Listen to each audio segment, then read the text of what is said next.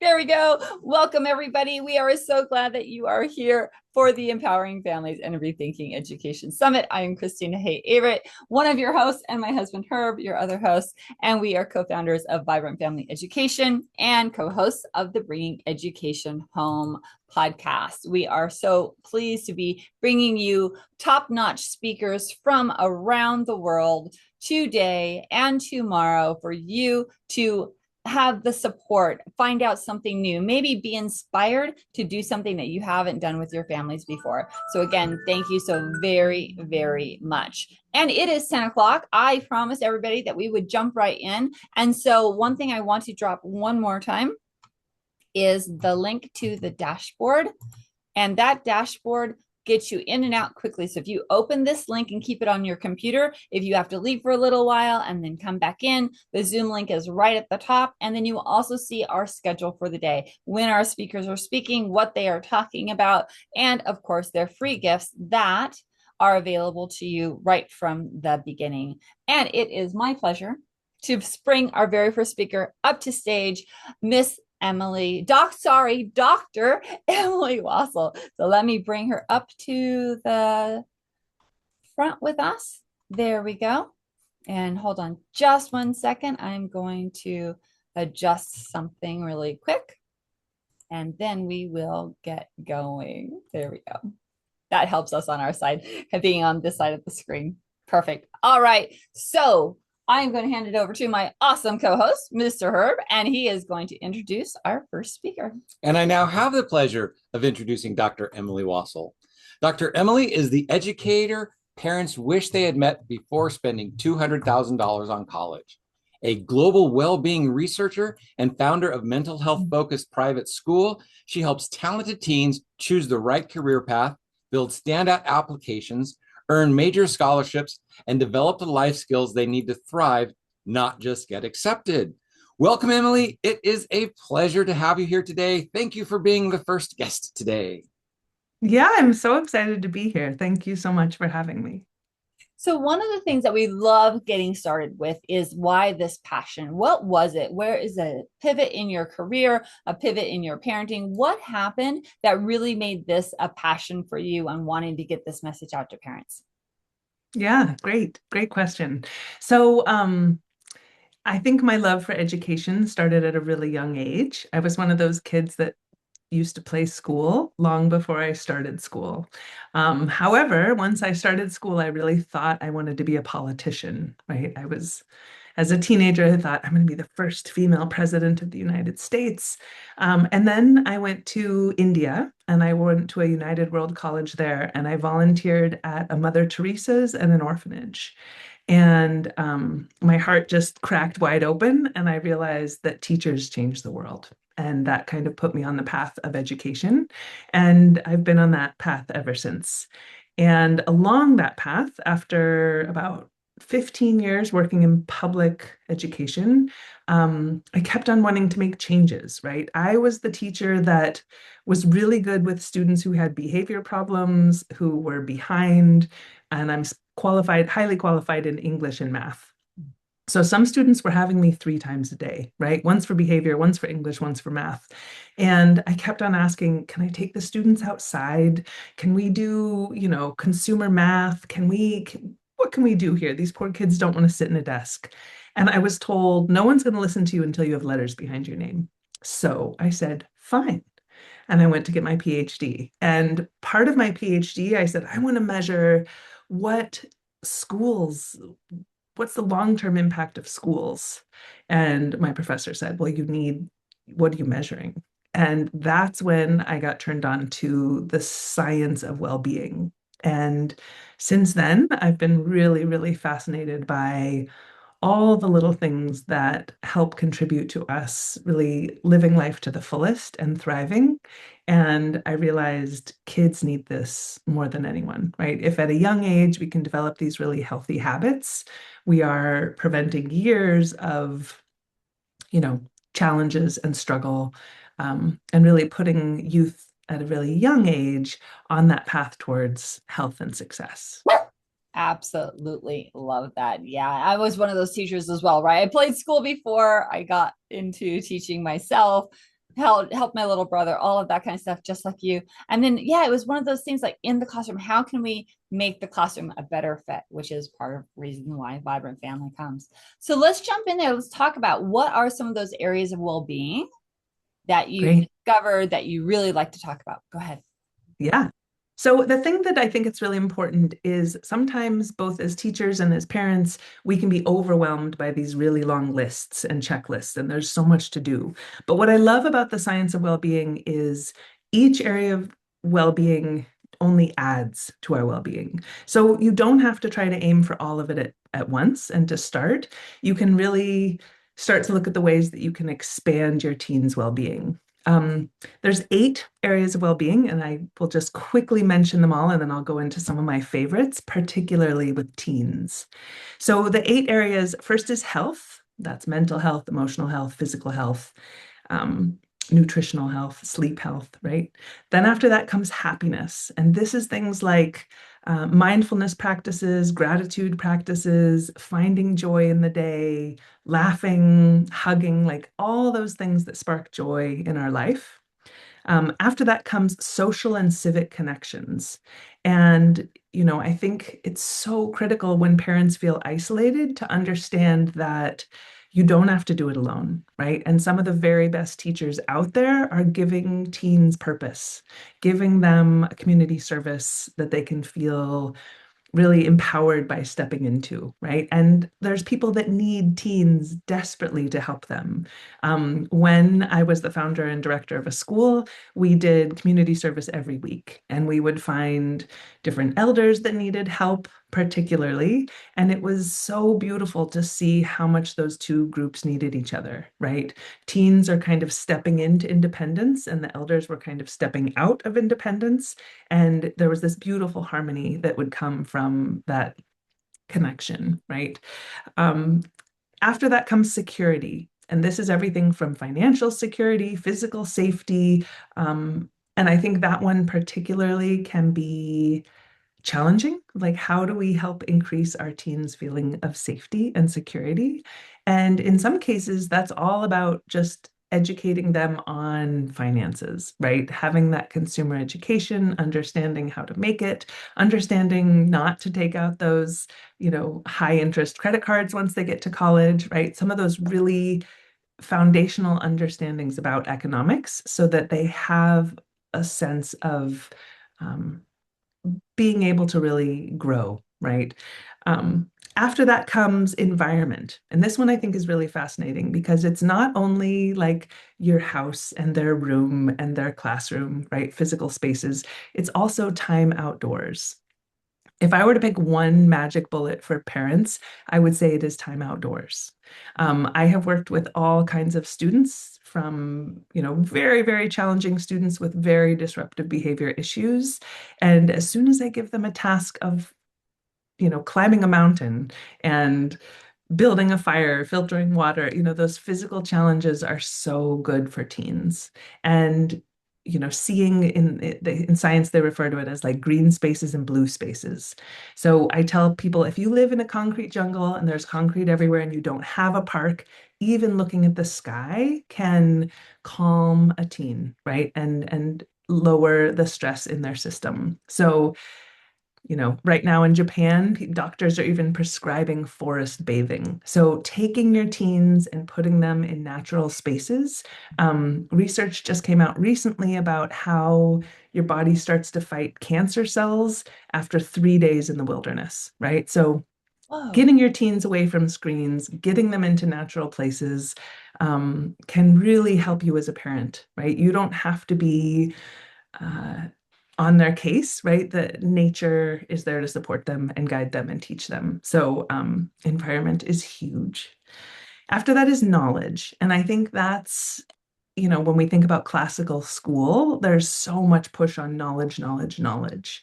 And it is critical that as humans, we gain knowledge. It is something that contributes to our well-being, but it doesn't always have to be so classically academic, right? One of the very best things that you can do for your teens is encourage them to read. It's shocking when you look at the statistics of teens who read more engage in less risky behavior, right? They don't have to join a gang. They can read a book about it. They don't need to get in a fight. They can read a book about it. They don't need to experience teen pregnancy. They can read a book about it, right? And so reading allows our teens to try on different ways of living life.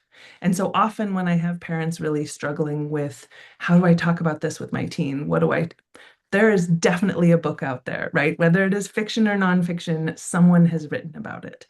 And so, recognizing that that knowledge expansion is something that's going to help your teen feel more confident and more capable. And really recognizing that there are literally thousands upon thousands upon thousands of books that they can connect with, right?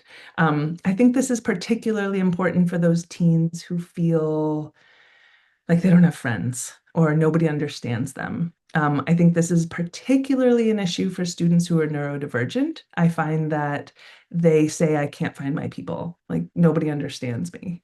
And so I always tell students, you'll find a friend in history, right? And that reading is this form of time travel. So, some of my most I had some students that were very far on the spectrum, and I introduced them to like Nikolai Tesla. Like, oh, he's great, So, giving students those mentors in history, if they can't find friends immediately in their vicinity, can help them normalize who they are, what their passions are, what their behaviors are, and recognize the greatness in themselves through seeing the greatness in others. Right. After knowledge comes skills. And I think this is another really critical one, right? So much research has come out with the elderly about how using your fingertips is really working on those neuro connections. So knitting, sewing, paper crafts, origami, Rubik's cubes, cooking, any of those things that are having your teens use their fingers and use their hands and practice skills is going to give them that sense of accomplishment, right? And I think too often we rate these skills like, oh, you're good in basketball and you just Right. play with paper, right? When every skill is valuable. Some of the skills that I have are very random, right? I love to spin poi. It's a thing you spin, right? And I've kept up with it because it brings me joy, right? And I don't need it for any program or performance or anyone else's approval.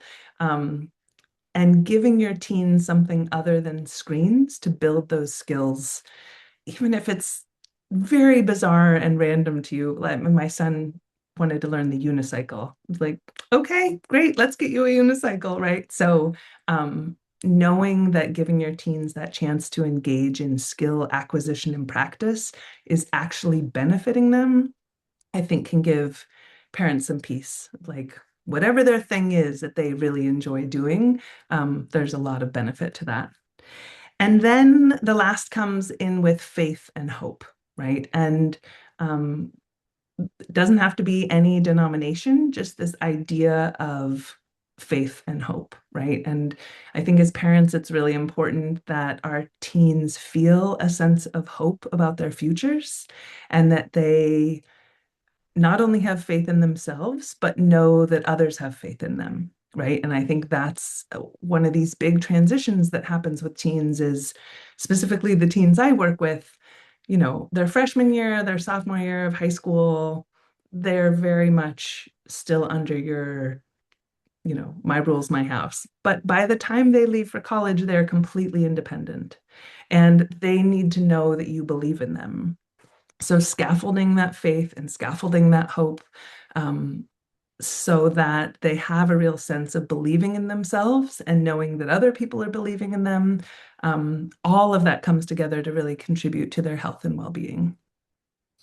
So I so agree with everything you said. So much of what you talked about, I did kind of on my own. I read Rubik's Cubes were awesome. Yeah. I grew up in a little town in the shadow of Crater Lake out in the middle of nowhere. We moved back recently. There's like 700 people in town, 30 miles to the next closest town. So literally out in the middle of nowhere. And in that environment, it's like I kind of did that on my own. And everything you talked about is like none of that was ever introduced in my school. And 27-year Maybe teacher, knowledge. yeah, Yeah, except, well, the knowledge. Yeah. yeah, actually, probably the knowledge. But I read more books by the time I got out of high school. So it actually got to the point where the teachers were like, when they were trying to figure out reading material for the year, they would, Herb, have you read this book? Have you read this book? And then when they found a book I had to read, that's the one that they would try to use for the class. And unfortunately, on the first day, they would say, don't read the whole book. And then I would go home and read the whole book on the first night because I would just get caught into it. And so, but again, 27 years watching what was happening in the school. There were a couple of people like you that the teens or even counselors that could go to, but there weren't enough of you. And the schools really didn't encourage what you are talking about. The diets are terrible. School nutrition is awful. The way they line kids up, and especially now teaching to tests and pushing them to books. Like that's part of the reason, we're doing what we're doing, because everything you said is so incredibly valuable, and it is so difficult to find it in public education now. So again, thank you for being that person there. But like you said, you would meet with the same kid sometimes 3 times a week. How many could you get to? So how can we bring more of that into the school system so that parents might be more comfortable leaving their children in school? We like that they take them out because everything that you described, they can get at home in such a more personalized manner. How do we bring that back into the education system that we have now? I'm right here. I'm with you completely. Once I wrote my dissertation, I was so pumped about the science of well-being. I started writing curriculum that would integrate the science of well-being. I was working at Johns Hopkins at the time. I went to Washington, D.C. I went into the Department of Education. I had a whole meeting. I was very excited to talk to them about integrating the science of well-being. And they basically told me, like, we have textbooks and tests. We're great, and it was really a shocking moment to realize that despite all of this research and evidence on how we could give kids a life that they love, right? And in my own, like, you're going to get me on my soapbox here, but Go for Get it. on it. looking at Hop on. educational, People yeah, need to know looking who at you are. educational policy, right? When we came up with No Child Left Behind, um, and not we. When No Child Left Behind came about, Wasn't the so teachers. many, yeah, so many incredible teachers were forced to stop those lessons that they loved to be able to meet these standards, right? I was And when I lucky. think back, yeah, when I think That's the back to my problem. own, mhm, yeah, and that we need to trust teachers, right? That you train them, you make sure they're highly qualified, you make sure they're trustworthy, and then you allow them to share their passions. And yeah, I think there's a major challenge right now in our school systems of understanding that some schools are just, um, you know, I sometimes say, like, we need to humanize education because I really feel like, ever since Newton and this whole idea of Newtonian systems and assembly lines, like our factories, everybody went through this Newtonian process. And almost all other institutions have now moved on, right? Except education. Education is still treating kids like cogs in a machine. And if a kid comes in and doesn't fit, then there's something wrong with the kid. Rather than recognizing, I like to think of kids as these magical seeds, and we have no idea what fruit they're going to bear, right? But I know that all seeds need the same thing. Maybe more water, maybe less water, but they all need water, right? Maybe more sunshine, maybe less sunshine, but they all need, and that love and attention and caring, and responsive teachers who are able to see the gifts emerging in students and be able to guide them towards resources that will really benefit them.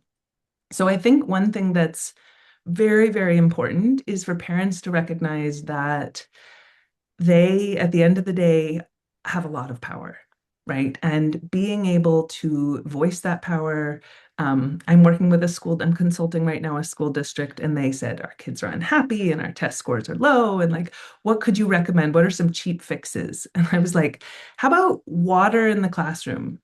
How about time outdoors? How about like start to get into what type of, when I left the classroom and I could go to the bathroom whenever I wanted, I just realized how insane it was that I'd gone 15 years, Yes.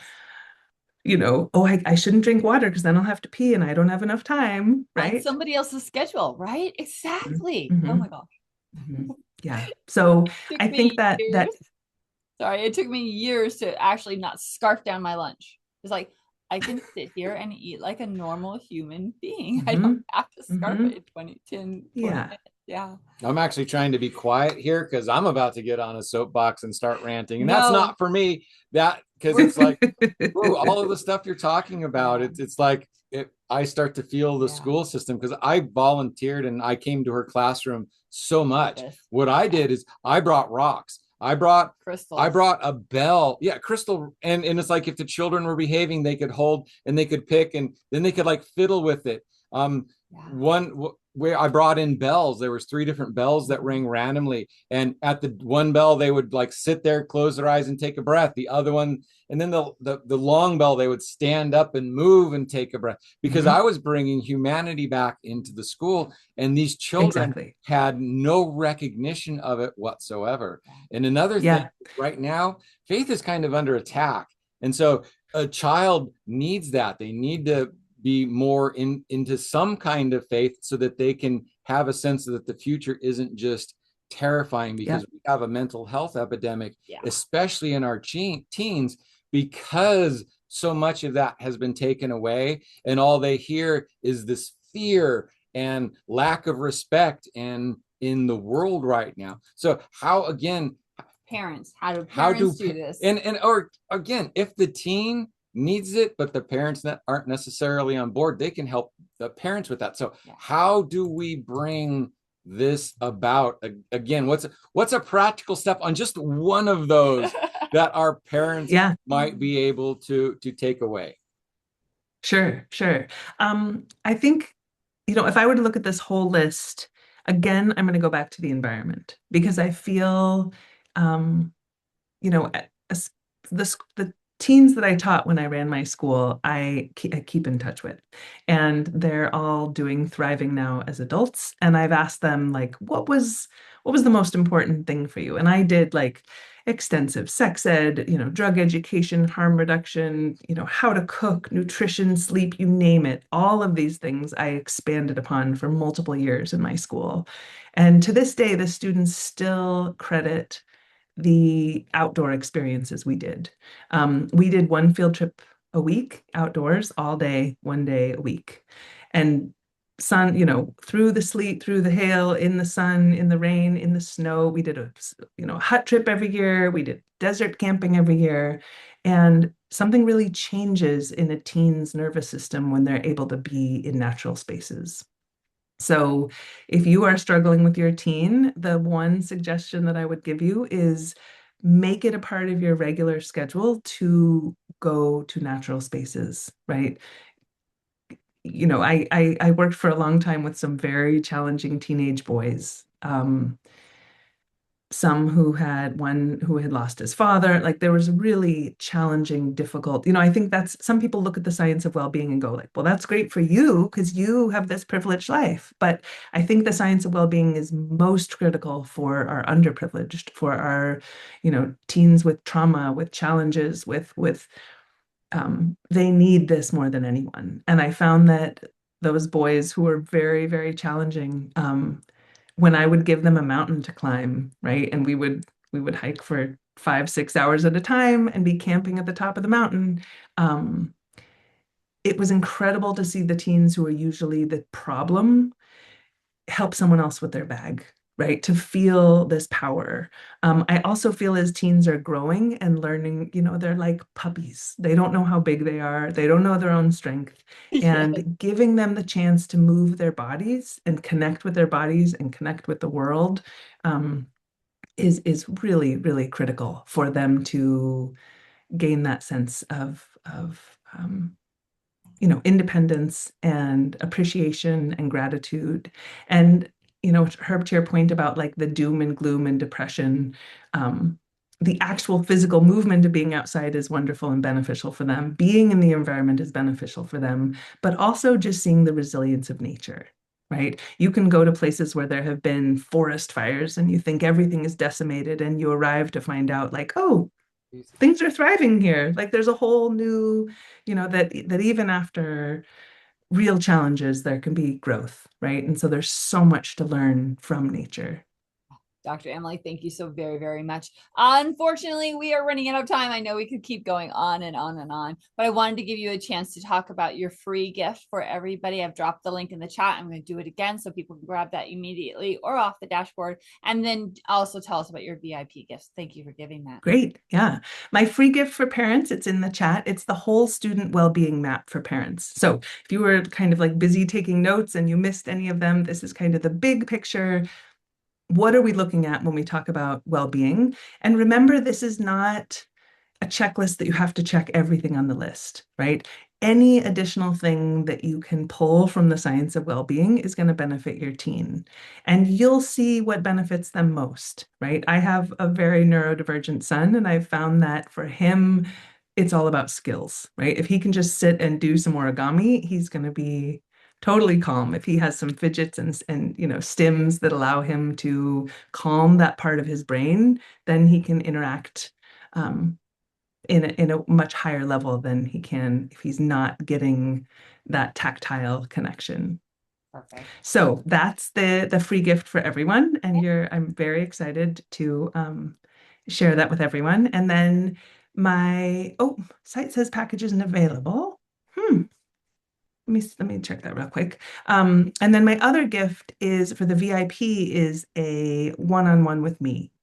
And while I do usually work with teens that are focused on the college application process, I'm very, very excited and passionate about just meeting with parents and connecting and giving resources and ideas.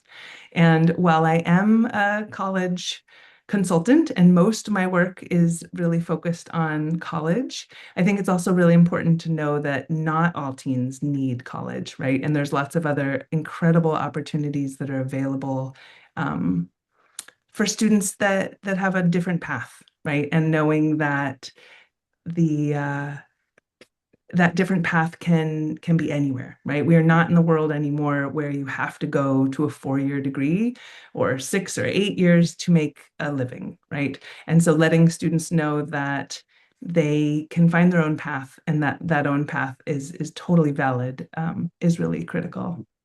It was so much fun talking to you, and our time has run out so quick that we didn't even get to your main topic. That's absolutely crazy, and I apologize, but thank you for bringing that back. Yeah.